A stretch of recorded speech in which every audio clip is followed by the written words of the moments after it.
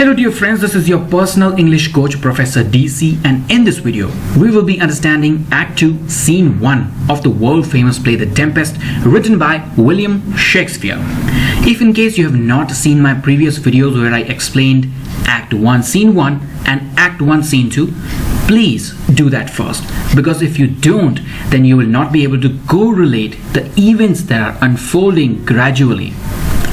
For those of you who have not seen those videos, let me give you a very brief summary. Act 1 Scene 1 was about a tempest, which means a violent storm that destroys the ship and scatters the people near the seashore. Act 1 Scene 2 begins with Miranda observing the shipwreck, feeling sad and requesting her father, that is Prospero, to stop the violent storm if in case he had done it with his magical powers. Prospero agrees that yes, I have done it with my magical powers, but there's a reason behind that, and he initiates to tell the background, the history of how Prospero and Miranda ended up on the island in which they were in. We get to know that Prospero, with the help of his angel called Ariel, had done everything. Prospero confesses Miranda that yes, I have done it, but there's a reason behind it, and he starts telling the background. He tells Miranda that everybody is safe, do not worry, and soon after that he casts a spell on Miranda by which she falls asleep. Then he summons Ariel and orders him to enchant Ferdinand. Now, who is Ferdinand? Ferdinand is the son of the king of Naples, that is Alonso. Ferdinand is on the same island where Prospero and Miranda are. He swam across the sea to reach this island, and now Prospero, according to his plan, orders Ariel to enchant Ferdinand and bring him closer to Miranda. At the same time, Prospero asks Miranda to go for a stroll, to go for a walk. Now that is near Ferdinand. When Ferdinand and Miranda look at each other, they instantly fall in love. But Prospero feels that it should not be so sudden. Love has to be valued. So Ferdinand is punished by Prospero without any reason and is separated from Miranda. Prospero puts him in a jail, in a prison, and when he does that, Ferdinand just has one request. He says he's ready to forget all his miseries provided the prison has a window from which he can see Miranda at least once a day. Prospero is happy that everything is happening according to his master plan. I hope all of these scenes and situations are very clear to you. Let's begin with Act 2, Scene 1. Now, where is this scene happening? Where are the events unfolding? It is on another part of the same island wherein Prospero and Miranda are living from the past 12 years. In Act 1, I had told you who these people are: Alonso, Sebastian, Antonio, Gonzalo, Adrian, Francisco, and obviously about Prospero. Let us recap and rewind. Who is Prospero? Prospero is the actual king of Naples, who was living in an exile, who was pushed out from Naples by his own brother Antonio with the help of king of Naples. He was pushed from his own kingdom and he ended up on this island somehow. Who is Alonso? Alonso is the king of Naples. Sebastian is Alonso's brother. Antonio is Prospero's brother. Gonzalo is the most trusted and honest counselor, and Gonzalo is the very reason why Prospero and Miranda reached this island safely. Because as we know, Gonzalo had made all provisions. He had put food, clothes and books, etc. on the abandoned ship wherein Prospero and Miranda were pushed allegedly. Who is Adrian and Francisco? Now they are the lords, as they call it. They are the lords, or you can say group members of Alonso. But we can say they are the lords of Alonso's team. Now let's understand the dialogues. Gonzalo. Gonzalo's talking to the king, who is very upset and very sad. He says, "Please be happy, sir. Please cheer up. You have so many reasons to be happy. You know, we survived a dangerous shipwreck, we survived a storm, and we are alive. And that fact itself should make us all happy." Gonzalo tells the king that every single day there is some sailor's wife, a ship's crew, a merchant who hired the ship. Everybody experiences some or the other losses. But what we have gone through is not less than a miracle. What happened with us happens with few in millions. So just remember that and be comfortable, be happy. Alonso is not really happy, and he asks Gonzalo not to say anything else because he is upset. Now Sebastian and Antonio, they are talking to each other and mocking Gonzalo. So Sebastian tells Antonio that the king did not receive the comfortable words spoken by Gonzalo in a nice way. His words are in vain, there's no effect. The words are as good as a cold porridge. Antonio replies that Gonzalo is not going to give up so easily. He's still going to speak. Now both of them were looking at Gonzalo and he was actually about to speak. So Sebastian says, he's like a clock, and soon this clock will strike an hour, which means he will again start speaking. Now at the same time Gonzalo speaks, "Sir." Sebastian tells Antonio, there he speaks again. See? Now we can tell what time it is. Gonzalo continues. He's actually talking to the king. He says, if we think about every little thing, every little sadness that we are experiencing, if we think about everything that happens to us and become serious about it, we will, again, Sebastian interrupts. Now the spelling in my manual is incorrect. It is D-O-L-O-U-R, which means grief or pain. So Sebastian completes Gonzalo's sentence by telling pain or grief. Gonzalo was saying, if we think about all the sadness and everything that happens to us, we will find ourselves in, Sebastian says, grief. Actually, Sebastian meant that Gonzalo's speech is a pain, but coincidentally, he completed Gonzalo's sentence. So Gonzalo overhears it and says, grief. Grief comes to a person who thinks about every little sadness, and that too very seriously. And he tells Sebastian that you were intending to make fun of me, but actually you spoke the truth. Sebastian says, now you have taken it more wiser than I meant. You're becoming more serious on my words. I did not mean it so seriously. Again, Gonzalo is trying to tell Alonso, therefore, sir, therefore, my lord. Antonio continues to interrupt. He says, what a spendthrift is he of his tongue. Now, spendthrift is actually a word which is used in terms of money. A person who constantly spends money at a near constant basis is called a spendthrift. But Antonio, referring to the words of Gonzalo, because Gonzalo is constantly speaking, he says, what a spendthrift is he of his tongue. That means he cannot stop speaking. How much is he speaking? Alonso, as we know, is very upset. Alonso tells Gonzalo, please, I pray to you, do not speak more. Gonzalo says, I'm already done, I'm almost done. But yet, Sebastian is making fun of Gonzalo, and he says he will talk. No matter what happens, he has to talk. Antonio says, let's have a deal, let's have a bet. What do you think? Adrian will speak first or Gonzalo? Sebastian says, Gonzalo. Antonio says, Adrian. Sebastian says, all right, here's the deal, but what is the prize for the one who wins? Antonio says, good laughter, what else? Sebastian says, okay, deal done. We have a bet, let's observe. And then Adrian starts speaking, which means Antonio wins.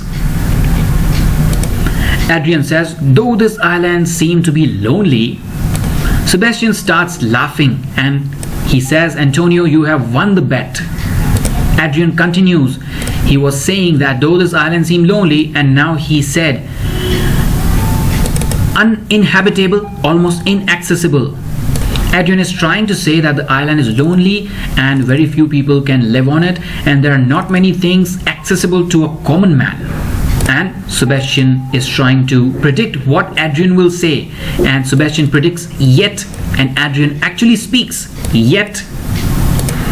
Antonio says, yes, how could he miss that word? He had to say yet.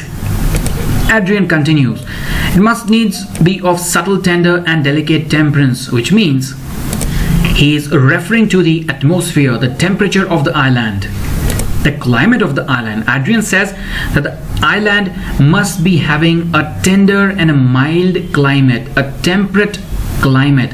Now he uses the word temperance, and Antonio and Sebastian again starts mocking him. Antonio says Temperance was a delicate girl.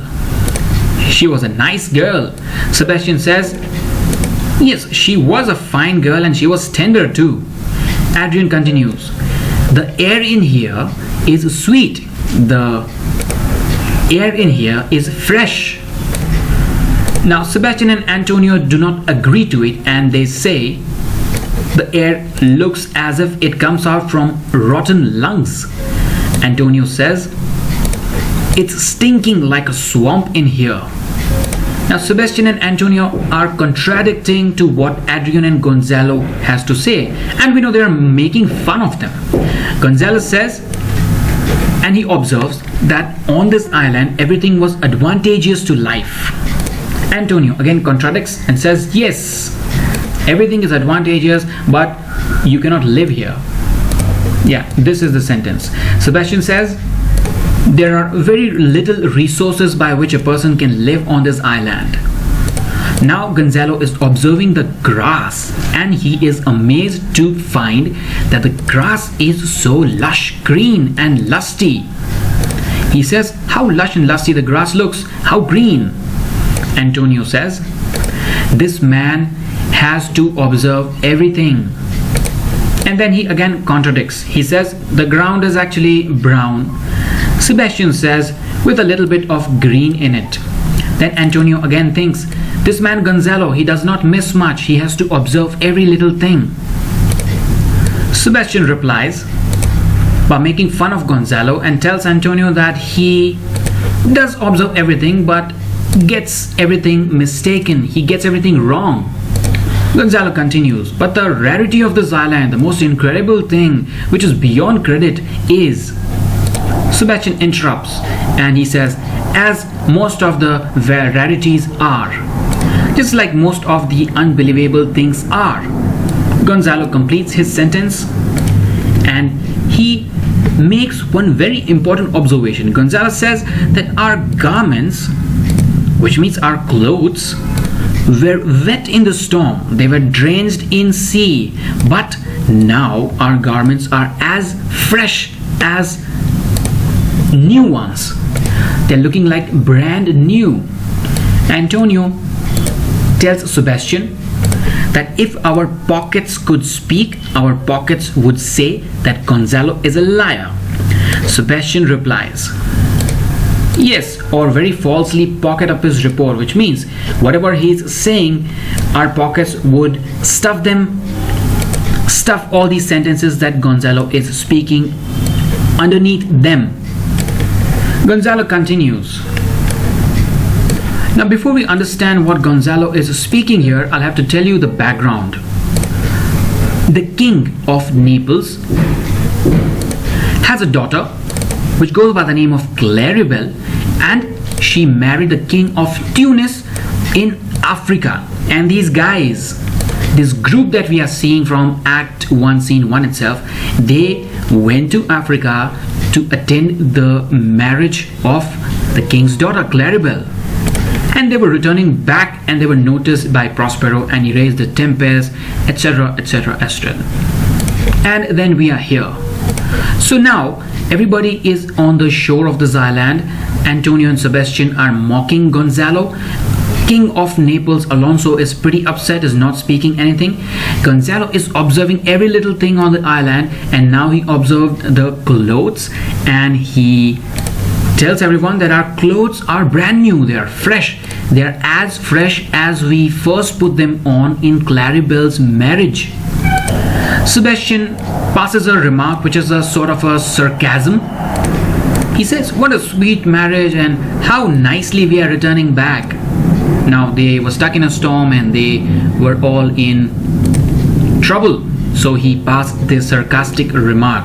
Adrian says, now Adrian thinks about Claribel and he knows that Claribel was very beautiful. So he says, Tunis never had such a beautiful queen. Tunis was never graced with such a beautiful queen. Gonzalo replies to Adrian and says that not since Widow Dido's time. Now who's this Dido?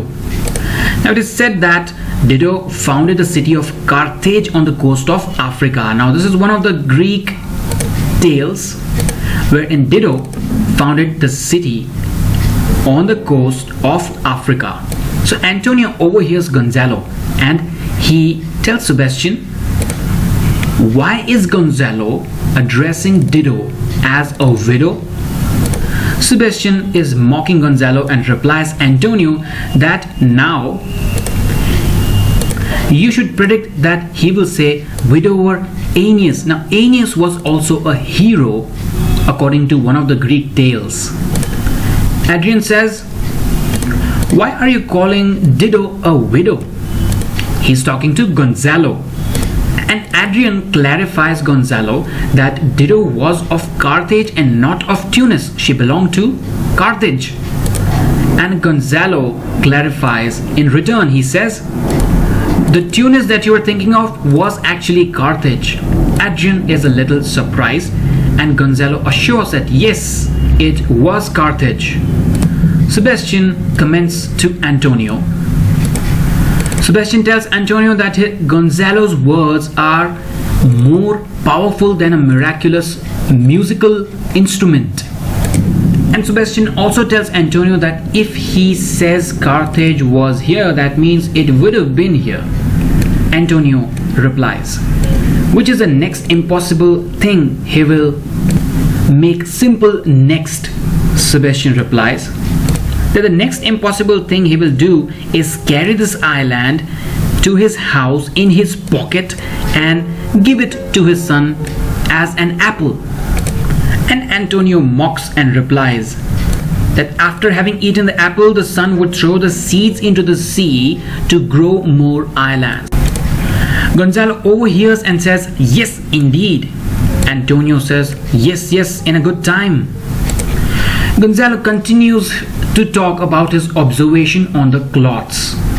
Now he addresses to the king and he reiterates how the cloths were looking as fresh as when they had worn in the marriage ceremony. Antonio again is making fun of Gonzalo's words. Gonzalo said, who is now queen. Antonio refers to the queen and says, the most beautiful and the rarest queen that ever came there. Sebastian replies by making fun of Gonzalo by referring to the earlier conversation and says, except for Widow Dido. Antonio responds, oh, Widow Dido, yes, Widow Dido. Now Gonzalo is looking at his vest and comments, my vest is double fresh than even the first day I wore it. My vest is looking fresher than ever. In a way, I mean in a sort. Antonio comments that glad he said in a sort because he is not observing right. Gonzalo continues, my vest is looking as fresh as when I wore it at your daughter's marriage, isn't it? Alonso is upset, sad and grieved and now gets irritated when Gonzalo doesn't stop speaking, and Alonso responds, you are constantly putting these words into my ears that I don't want to listen. I wish I had never agreed to this marriage. I wish that this had never happened, because here we are stuck. I have lost my son, and in a way I have also lost my daughter, because she is way too far from Italy. I think I will never see her again. She is that far. Then he thinks about his own son and laments.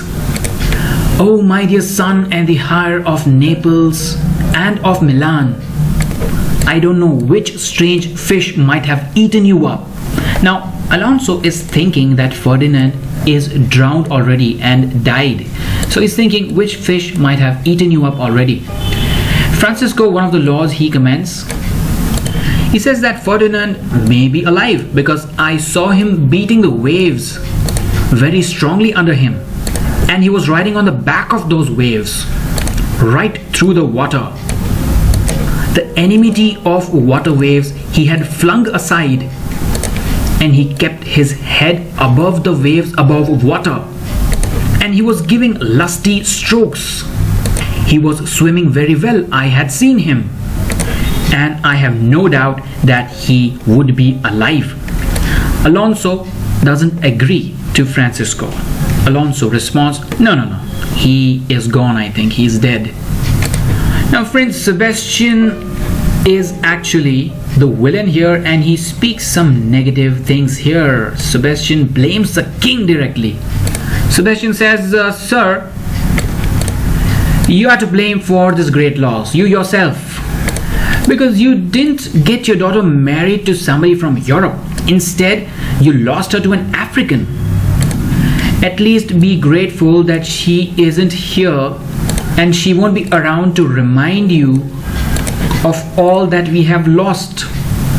Alonso doesn't take this quite well, and he says, please be quiet. Sebastian continues. He says, we all asked you, we begged you not to go ahead with this plan. We begged you to stop this marriage, to not approve of this ceremony at all. But your daughter was pretty confused and disgusted. She was perplexed in between obeying you and marrying an African. And Sebastian also tells the king that because of all this, because of your decision, we have lost your son as well. I fear forever. Now, because of this treacherous shipwreck, Milan and Naples have women who have turned into widows, and there are many women like this as compared to those people who survived in this shipwreck, and it's all because of you. And Alonso, though he doesn't like these words, though he doesn't like these accusations and blames, he says that my loss is also bigger than everybody else. The greatest grief is mine, Gonzalo says. Now Gonzalo understands he is an honest and trusted and understandable advisor. He senses things very quickly, and let me tell you friends, whatever Gonzalo observed, like the new clothes and the green grass, everything was right. Here the actual villains are Sebastian and Antonio. You will get to know that very soon, but let's focus on what Gonzalo said. Gonzalo said, my lord Sebastian, what you speak might be correct, but you are speaking at the wrong time. You are just rubbing the sore, means you're rubbing the wound when you should actually be healing it with the plaster. You should plaster the wound. Instead of that, you're rubbing the wound. You're speaking your words at the wrong time. Sebastian knows what he is speaking, but still says, alright, I'll stop. Antonio tells, yes. He says, and most chirurgianly. Now a chirurgeon is a doctor, so he says, like a doctor. Gonzalo continues commenting on his observation. Now his observation is related to the king himself.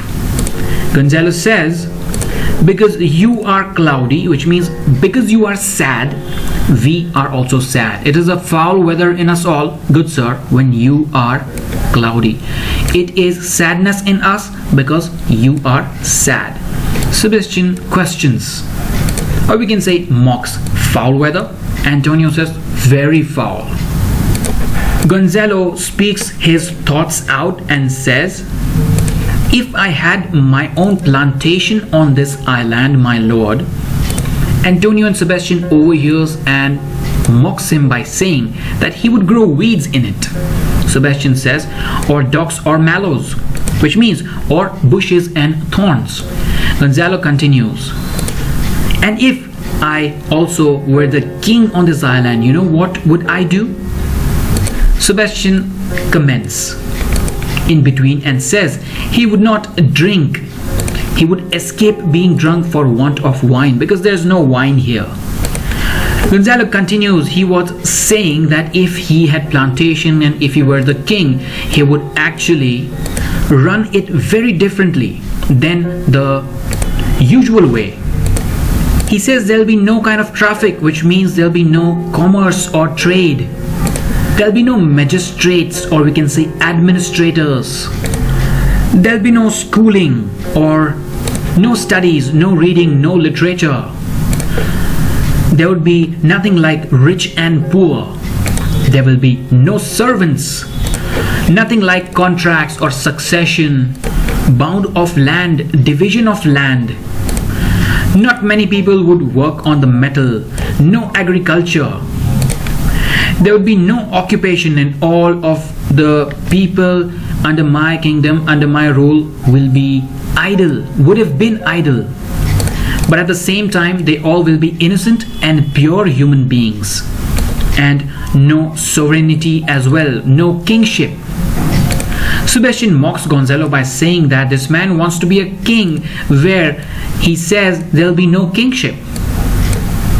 Antonio replies Sebastian by telling that Gonzalo looks pretty confused. He says the ending of his speech looks like he forgot the beginning. Gonzalo continues.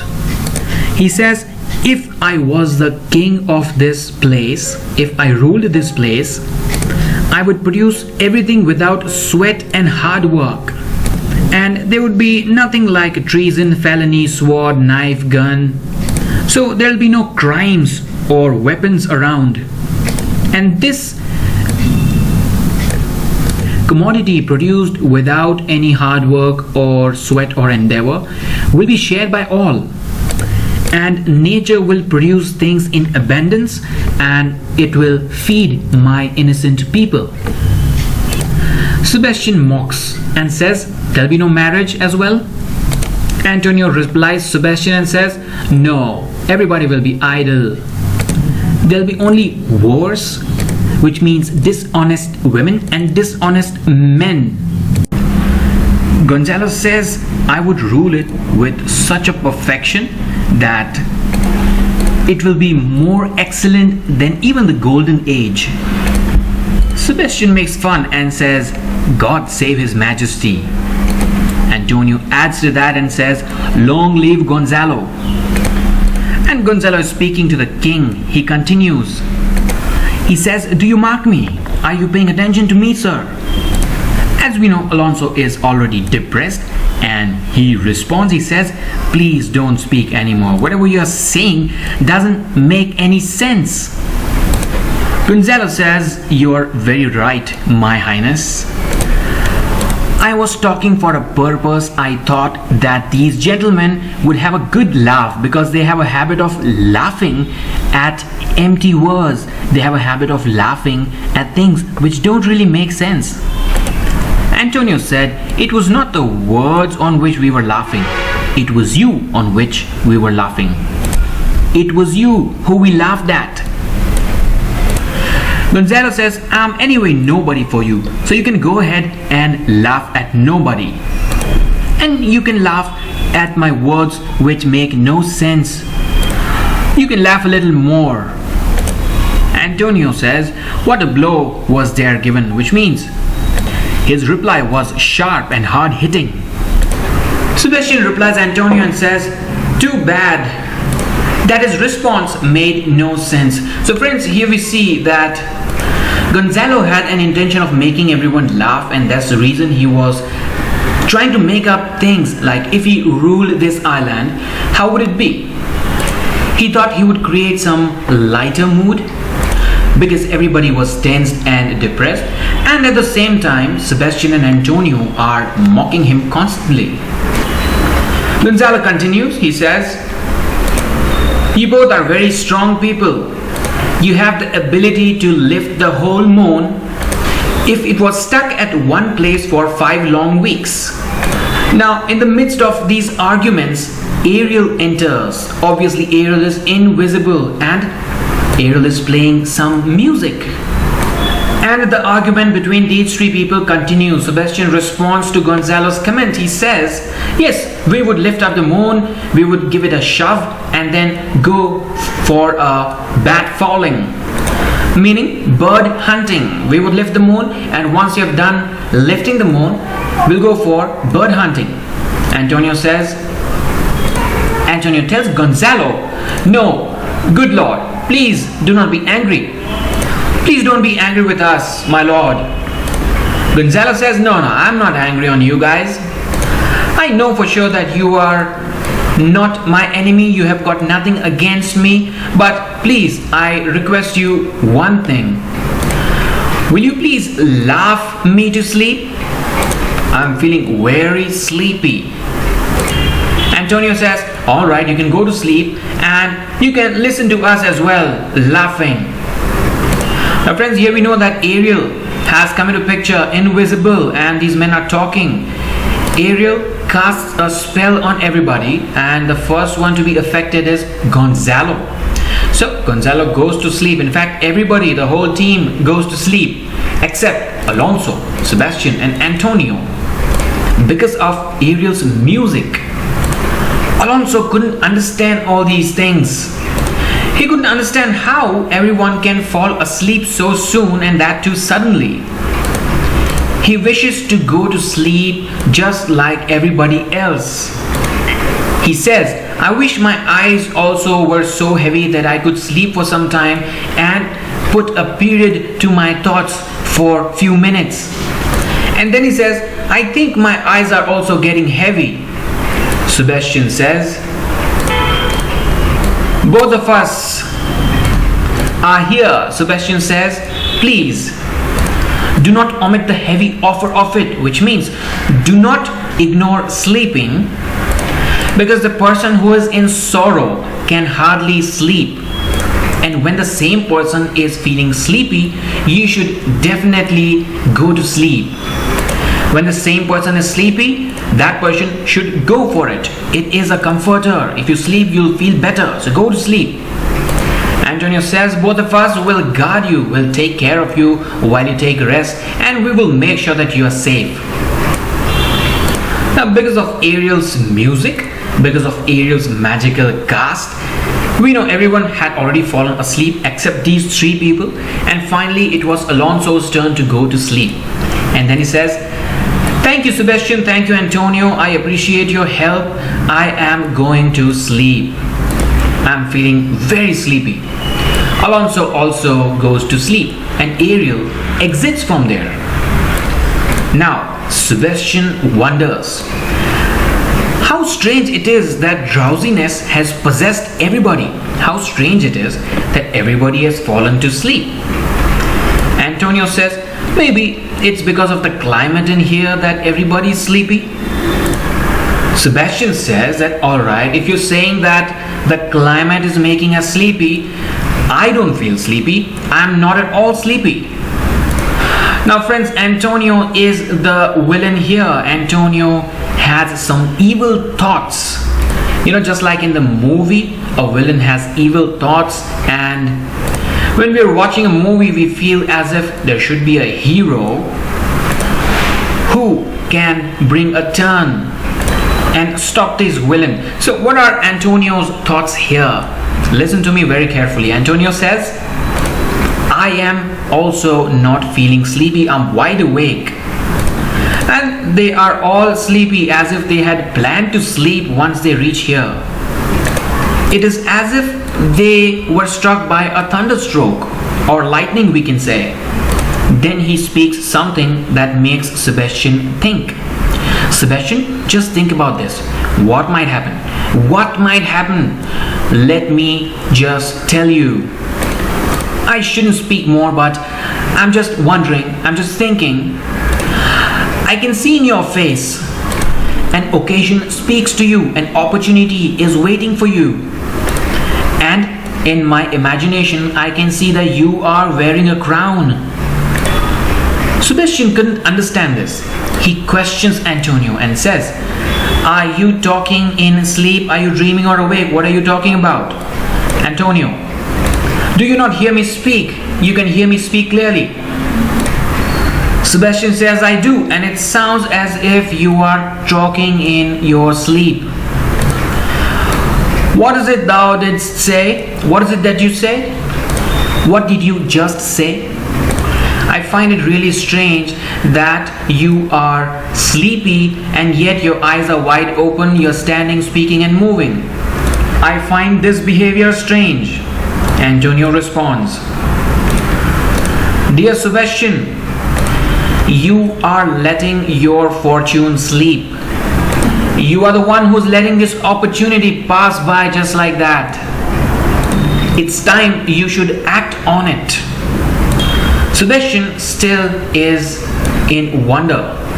He doesn't understand what Antonio is trying to tell him. First, Antonio said that he is missing out the opportunity, he can see a crown on his head, and then also he assures that he is not sleep talking. So what is he talking about? Sebastian says, "It looks like you're snoring. I can see you talking, but I can conclude that you are snoring." Antonio says, "I'm very serious about this. You should be also serious if you listen to me. I'm telling you, you can become one of the greatest persons alive. You can become a great man if you listen to me." Sebastian says, "Well, I am listening to you very carefully." Antonio says, "Just don't listen to me. Here you have to act, not just listen."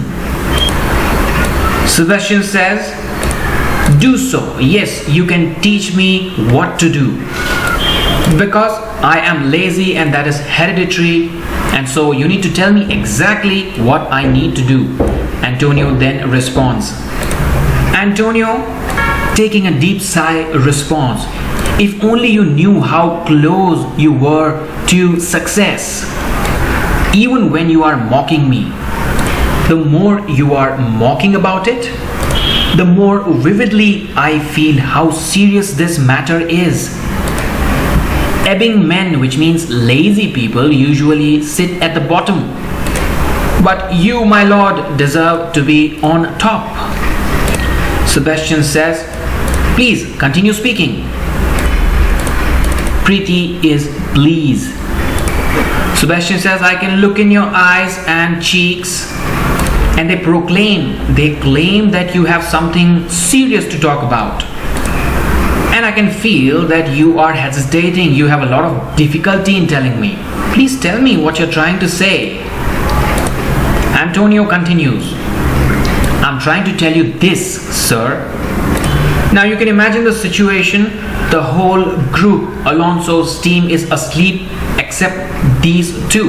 And Ariel is invisible in the air. Antonio has some evil thoughts which Antonio is trying to disclose to Sebastian. Sebastian is unable to understand, but even then Sebastian requests Antonio to disclose his thoughts. Antonio says, this man right here who's sleeping." Antonio points at Gonzalo. He said this man has a weak memory, and when he dies, he would be forgotten by the world easily. And from the moments we started speaking, he had almost convinced King Alonso that his son was alive. You remember that? Antonio tells Sebastian that it's impossible that he is alive. I'm telling you, he's definitely dead. It's impossible that he is not drowned. And why are we even discussing about it?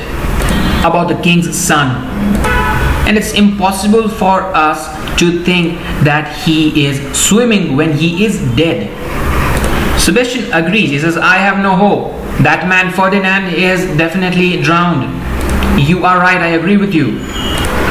Sebastian assures and agrees to Antonio that Ferdinand has died. But Antonio says, out of that no hope, there is a great hope for you.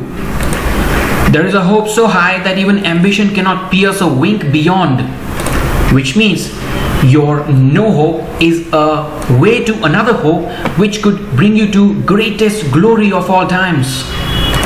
It does not matter how ambitious you are or you were in the past. First of all, Sebastian, tell me, do you really think that Ferdinand is drowned and Ferdinand is dead? Sebastian agrees. He says, yes, I strongly believe that he is dead. Antonio questions, then tell me, my lord Sebastian, who is the next heir of Naples? We know that Alonso had a daughter and a son. Daughter is in Africa, married to the king of Tunis.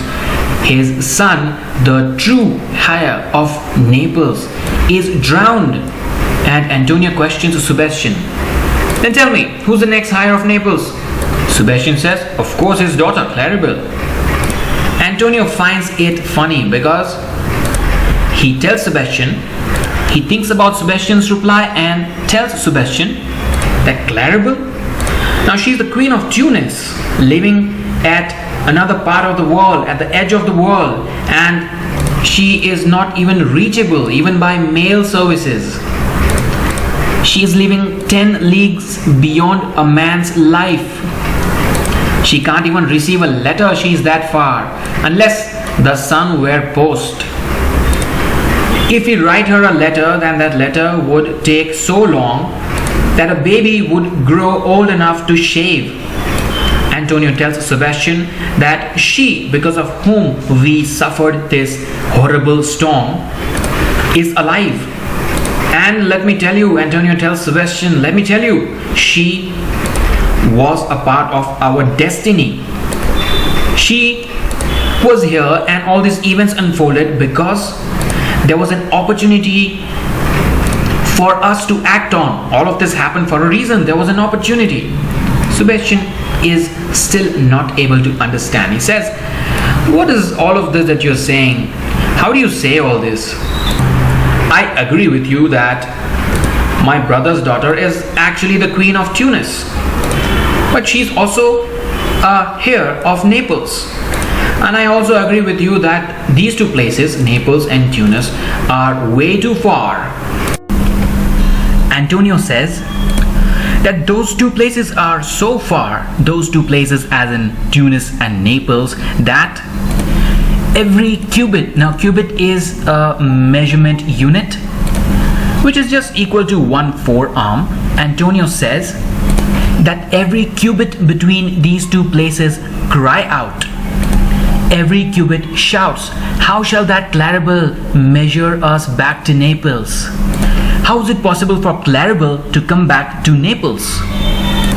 Let her be in Tunis and let Sebastian realize that he has an opportunity here. So you see, friends, Antonio is trying to brainwash Sebastian. Antonio continues, if these sleeping men were dead, then they would be no worse. There are a lot of men who can rule Naples just as equally as these sleeping guys can. And also, there are a lot of men who just talk nonsense like Gonzalo.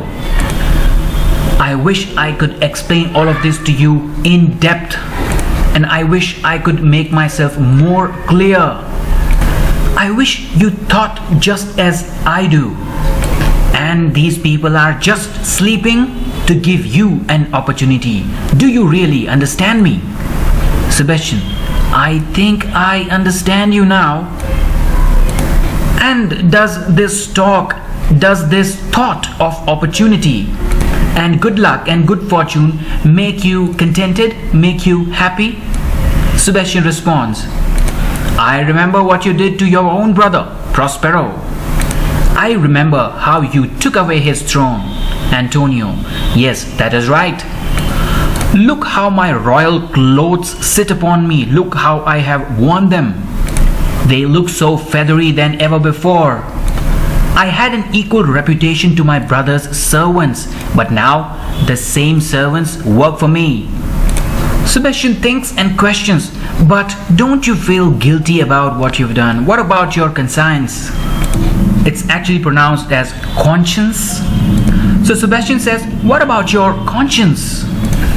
Antonio gives a hard-hitting response. What guilty conscience are you talking about? I don't really feel anything. If I felt cold, I would have put my slippers on. If my feet were cold, I would have put my slippers on. But I don't feel guilty at all. If at all there were 20 guilty consciences in between my dukedom and myself, then they would all be melted away. They cannot cause me any trouble. Before they cause any trouble, they would be melted away completely. And then Antonio points at Sebastian's brother Alonso and says, look at your brother. He is sleeping and he is no good than the dirt that is on the ground. He is as good as the earth. And then Antonio says, if I could kill your brother with my obedient steel, which means my sword, I could put 3 inches into your brother's body. If I could kill him with my own sword, he will be eradicated from your way to dukedom. And for the rest of the people, now they are gonna believe anything that we make up. As good as a cat that laps milk. They're gonna tell the clock to any business, which means they will set their watches to whatever time we say. Again, that means they will believe whatever story we make up about your brother's death. Now Sebastian listens to Antonio and he is in fact brainwashed. And Sebastian responds. He says, if that happens, then you will be my role model. You will be my president. Just as you got Milan, I will get Naples. Draw thy sword. Take out your sword. And with one single stroke of your sword, I will free you from the money that you are constantly paying to the Naples. Now Sebastian is trying to tell Antonio that if you kill my brother Alonso, then you will not have to pay the regular amount that you had to pay in his rule. Now that will be free for you. Antonio isn't done yet. Antonio has some more evil thoughts in his mind. He says, you also take out your sword. When I start to raise my hand and kill your brother Alonso, at the same time, you kill Gonzalo. When I raise my hand, you also raise your hand and we both will kill these 2 guys sleeping. Sebastian tells Antonio, taking him aside and says, I need to speak to you, just come aside. Secretly, this is one thing I need to share with you. Now, they get aside and talk some secrets. In the meantime, the invisible angel Ariel enters the scene where everybody is sleeping except Sebastian and Antonio. And as you must have predicted from their conversation already, they are ready to kill whom? Alonso and Gonzalo together. Ariel senses the danger and he thinks and speaks out loud, or we can say he realizes. So Ariel starts speaking something in Gonzalo's ears and he whispers in a tone by which Gonzalo would awaken. Ariel says, my master Prospero can see the danger you are in through his art of magic, and so he has instantly sent me here. He sent me here so that you can survive and the other men can survive. I am here to make sure that you live, you and your mates live. Now, Ariel starts singing in a sharp tone in Gonzalo's ear in order to wake him up. What is Ariel singing? While you here do snoring lie, which means while you are lying here and snoring in sleep, Open-eyed conspiracy his time doth take. Means men are plotting a conspiracy against you. If of life you keep a care, shake off slumber and beware. Awake, awake! If you care about living, if you want to survive, shake off your sleep, get up and pay attention. Awake, awake, get up and wake up immediately. Antonio is starting to implement his plan. Antonio says, let's do it quickly, hurry up. Gonzalo wakes up in the meantime. He opens his eyes and shouts, God, help the king, save him. Good angels preserve the king. And everybody wakes up by listening to Gonzalo's shout. So Gonzalo saw that Antonio and Sebastian had their swords in the air. He looked at them and shouted. And because, as we know, Gonzalo is an honest advisor and counselor of the king, so first he thought about the king. Now his shout made the king wake up, and the king woke up, yes. And what is he saying? Alonso said, what's going on? Everyone, wake up. Why are your swords out? And why are you looking so ghastly?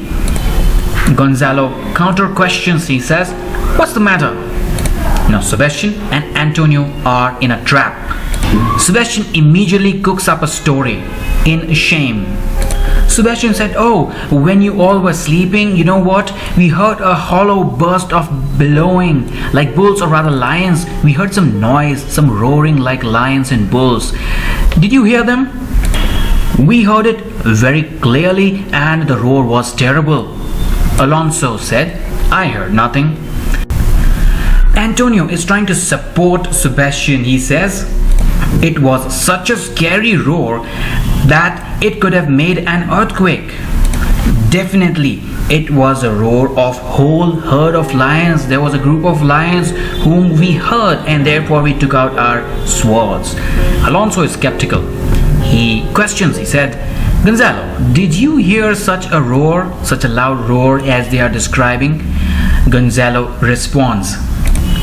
He honestly tells the king, I did hear a sound which I felt like humming, and it was a strange sound, and that's the reason I woke up.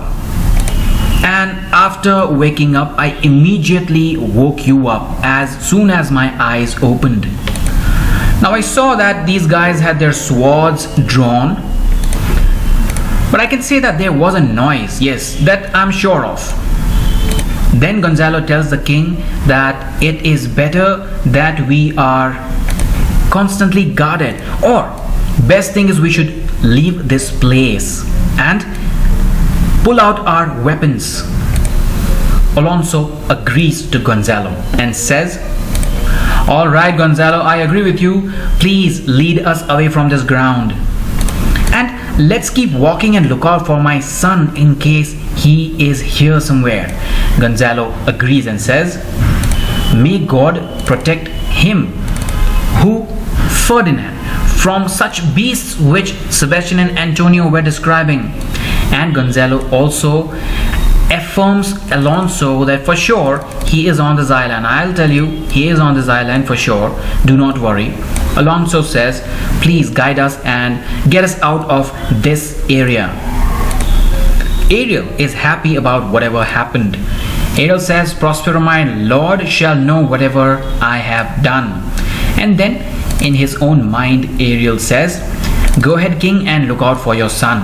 And then Ariel exits, and everybody exits from that particular area. Now this brings us to the end of Act 2, Scene 1. So let me give you a nice summary of this scene in case you did not understand or did not follow through.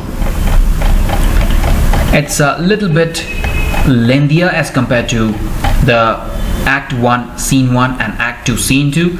Alright, so where is this scene unfolding? It's on the same island where Prospero and Miranda were living from the past 12 years. Because of the tempest, because of the violent storm that Prospero had raised by his magic, the ship on which Prospero's enemies, or we can say Prospero's brother and his companions were, that got shattered. And Prospero had planned it in such a way that if the ship breaks apart, everybody comes to the shore of the island somehow. Now all of this is executed by Prospero's servant angel Ariel. So eventually everybody, all the highly reputed people, they end up on the shore. Now this is a group. Alonso is the king again, Sebastian is Alonso's brother, Antonio is Prospero's brother, Gonzalo is the trusted and honest counselor or the advisor of the king. Adrian and Francisco are lords of the group. Now we can say team members or teammates of Alonso. So you can imagine this team sitting on the island shore, and they are first of all in a deep shock. And we also know from the previous scenes that Ferdinand had jumped out of the ship first. So Ferdinand, who is Alonso's son, he is not there with the group now. Alonso, Ferdinand's father, thinks that Ferdinand has died. So Alonso is pretty depressed and sad. But Gonzalo is trying to comfort Alonso by telling him that at least we are alive after this treacherous storm. At least let's appreciate that and be happy. Alonso is not in the mood of speaking or listening anything. So Alonso constantly shuts Gonzalo. Now in this scene we get to know who the villains of this whole play are. The villains are, the first villain, as you already know, is Antonio. But Antonio has a companion, Sebastian, and they share a good wavelength frequency. And while Gonzalo is trying to comfort Alonso, both of these guys, Sebastian and Antonio, are mocking Gonzalo for every comment that he is passing. So you see all of these dialogues were just mocking Gonzalo. Now eventually Gonzalo notices that despite of the storm, despite of all they went through, their clothes were fresh. In fact, their clothes were as new as they had worn during the marriage ceremony. Now where did this marriage ceremony come into play? Well, all of these people had gone to Tunis to attend the king's daughter's marriage. Now who is the king's daughter? Claribel. And who was she married to? The king of Tunis. So all of these guys, they had gone to Africa, Tunis, and they attended the marriage ceremony. They were coming back. They were noticed by Prospero, and he raised a tempest, and eventually they are here on the island shore. So Gonzalo notices everybody's clothes and his own clothes, and he says, our clothes are as new as when we had first worn them during the marriage ceremony of the king's daughter Claribel. How is it possible? Antonio and Sebastian disagrees and constantly tries to make fun of Gonzalo. Adrian is also we can say an optimistic person. So then they talk about how beautiful Claribel is and how nicely Tunis was graced with such a beautiful queen. And then they talk about various different topics. And as we had already seen, Sebastian and Antonio, they are constantly making fun of Adrian and Gonzalo. Now we can imagine the king being depressed and upset because of his son's loss, and he's unable to listen to all of the things that the other members are talking. So the king stops them.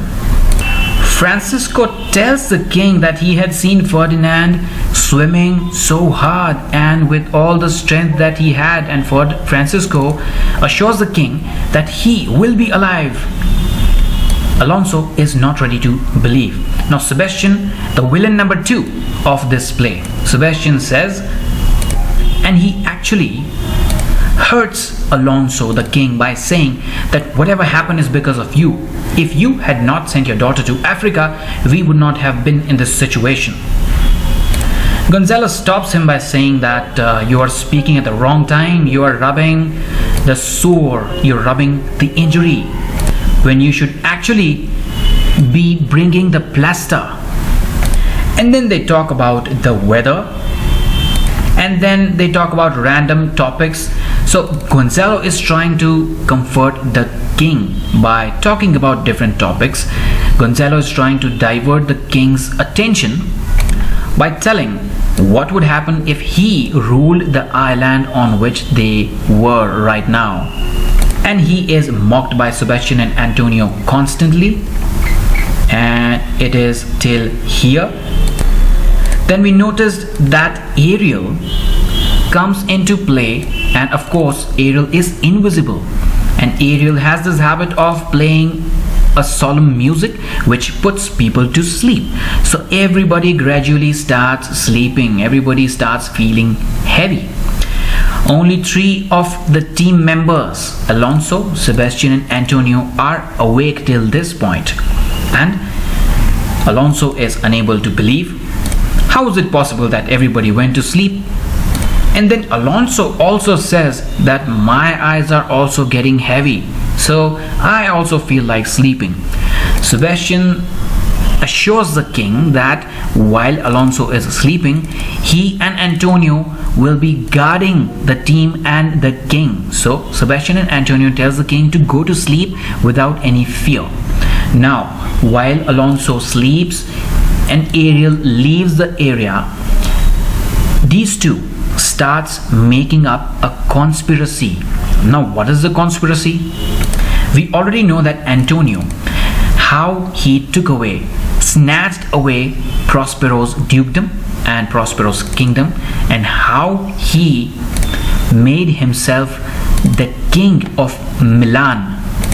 When Prospero was busy educating himself, he trusted Antonio, but Antonio snatched away everything that he had, and eventually he made friends with the king of Naples, that is Alonso, and sent an army to Prospero's room and pushed Prospero and his daughter away in midnight in an abandoned ship. So we know the background, how Antonio pushed Prospero out of the kingdom. So now these thoughts are already there in Antonio's mind. Antonio is brainwashing Sebastian when he looks at the group sleeping. Antonio tells Sebastian, "Do you see these guys sleeping? Do you see any opportunity?" Sebastian is unable to understand. Sebastian constantly asks question. What opportunity are you trying to explain? What is it? Are you sleeping? Are you sleep talking? Antonio says, no, I'm not sleep talking. I am in all my senses. And then he asks Sebastian a question. Who do you think will be the next heir to Naples? Sebastian says, of course, Claribel. Antonio says, do you think Claribel is so near that she can come and rule the kingdom? Claribel is way too far. She's never gonna come here. So, who do you think is the next heir of Naples? Sebastian says, Ferdinand. Antonio says, how is it possible? Ferdinand is died. Don't you agree that Ferdinand has died? It's impossible that he has survived. Sebastian agrees to the fact that Ferdinand might have died. Then Antonio tells his evil plan.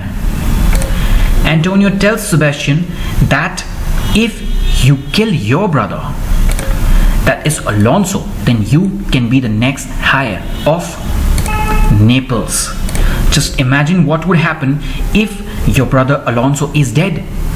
You can be the next king just like me. Sebastian says, I know what you did to your brother. So you want me to do the same with my brother? Antonio says, yes.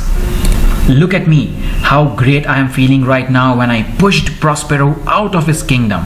I feel so awesome. You can feel the same if you kill your own brother. So let's do it. Sebastian says, all right, let's do it. And if we did this, then I swear that you will be my president and I will forgive you from your annual payments. You won't have to pay me anything like you do to Alonso. Antonio says, all right, I will pull my sword out and kill Alonso, but at the same time you kill Gonzalo. So what we'll do is we both will raise our hands together and kill Alonso and Gonzalo together.